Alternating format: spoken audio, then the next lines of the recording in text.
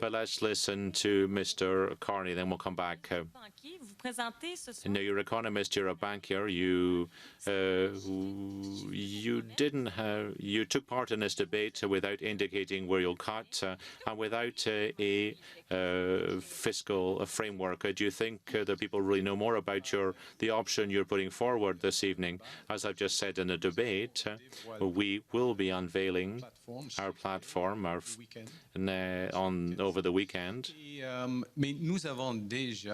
But we have already unveiled most of our programs. We have costed them. People have an idea of what I'm about. We're not talking about cuts. We're talking about government productivity. We have to improve government productivity in terms of operational spending. Now, of course, we can have a discussion over the weekend. There are 10 days left in this campaign before Election Day. Thank you. I understand, but the debate is an exceptional opportunity to talk to a big number of Canadians at the same time. Now, this evening, you talked about $500 billion that you intend to invest in the Canadian economy. Where will this money come from exactly? Well, it'll come from a combination of investment, which will be used to catalyze the economy. This will come from the government, the Housing Accelerator Fund, for example, or the reduction of fees in the housing sector. That creates demand for investment in the private sector. And this means that the amount invested by the government is multiplied by 8 or 10 times. This is an approach that's necessary during this period of uncertainty. It's a period of uncertainty across the world, not just here in Canada. And I think, therefore, we have to be bold. We have to have political courage as well. I've always said we're masters in our own house. Mr. Poilievre, he's using this phrase that I've used. He's stolen it from me. We have the opportunity to build the strongest economy in the G7. I have a plan to do that. Thank you. Question in English, please. Hi, Mr. Carney, Kean Bexley, Juno News. In your estimation, was Justin Trudeau a good prime minister? Yeah, Justin Trudeau and the previous administration made a number of contributions to this country.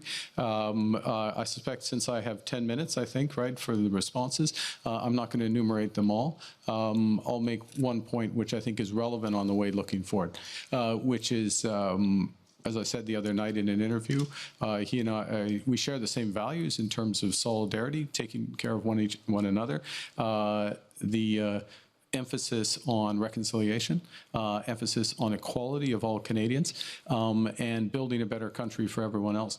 The difference, one of the differences, there are many, but one of the differences between the two of us goes to the question I was just asked, which is I put much more emphasis on the economy, on growing the economy. In fact, in this circumstance that we're in, given the scale of the crisis and what needs to be done, I would say a relentless focus on growing the economy to work for all Canadians. Just to follow up, if I may, your entire campaign does seem to be predicated on putting you in the front and hiding the people that stood in lockstep with Justin Trudeau for the last 10 years. You're kind of hoping that Canadians won't connect the dots, that the people standing behind you in your caucus walked in lockstep with him. Regardless of what you say right now, Stephen Guilbeault made the carbon taxes life work. The man that moved Paul Bernardo from a maximum security prison is now your chief of staff. I'm wondering how you reconcile this and how you can trust their judgment when they thought those ideas were good ideas. I'd say a couple of things to that rather odd question. First is that the candidates in this election for the Liberal Party, I mean, you go and see when I make an announcement. I don't think I've seen you at any of them, but next time you can come.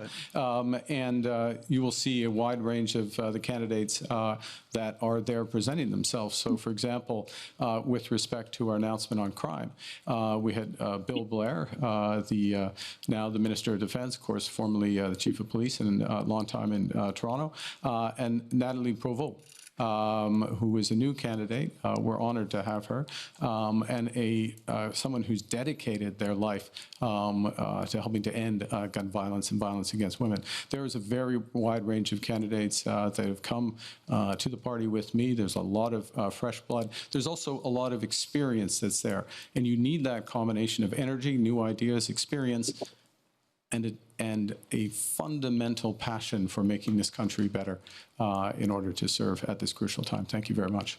Question en français. Alors, Émilie Bergeron, la presse canadienne, Émilie Bergeron, you said during the debate that you intend to put a cap on immigration in all categories. Mr. Trudeau, in the past, worked to reduce annual immigration rates. How much more do you intend to cut immigration rates? Well, my idea is more that it's to maintain the Niveau maintenant, caps at the current level une assez longue période de temps, for a long time, augmenter notre capacité. so that we can increase our capacity to welcome immigrants. That's what I'm saying. Keep the, Alors, if I may, the various measures or levels of the different classes of immigration as roughly as they are today. So it's not, as the question was, a further reduction. But we probably are going to need them to keep them at those levels for longer until we have built up our capacity to welcome, which means housing, language formation, other factors. En suivi sur, vous avez to follow up, you said that you intend to try to increase oil production. You're open to pipeline projects, east-west pipeline projects. That might take years to build a pipeline. présenter ça comme une façon You say this is a way for Canada to be more independent of the U.S., but it's going to take years. How will that work? Answer. Well, first, Il y a quelques aspects. there are several aspects here. Versement de nos relations. We have a real shake-up of our relationship with the Americans. That's the case currently. So we have to think in the short term, medium term, and long term. And as you just said, I'm thinking here about the medium term. That's the first thing. Secondly, Comme le Canada, cette option Canada has that option. augmenter That will only serve to increase or strengthen our negotiating position with the President of the U.S. And that's very, very, very useful. And with it is something we can do now. Question very short, please. Absolutely. Alex Zoltan with True North. If you thought my friend's question was odd, you're going to love this one. I'm glad you self-assessed that. Okay. How many genders are there? There, in terms of sex, there are two. Thank you. My follow-up question then, do you believe that women, biological women, have the right to their own spaces, their own sports, their own change rooms, their own prisons, their own homeless shelters?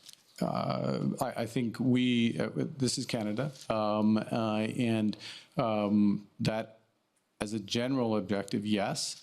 But we work where we value all Canadians for who they are, and we'll continue to do so. Thank you very much. Thank you. Merci.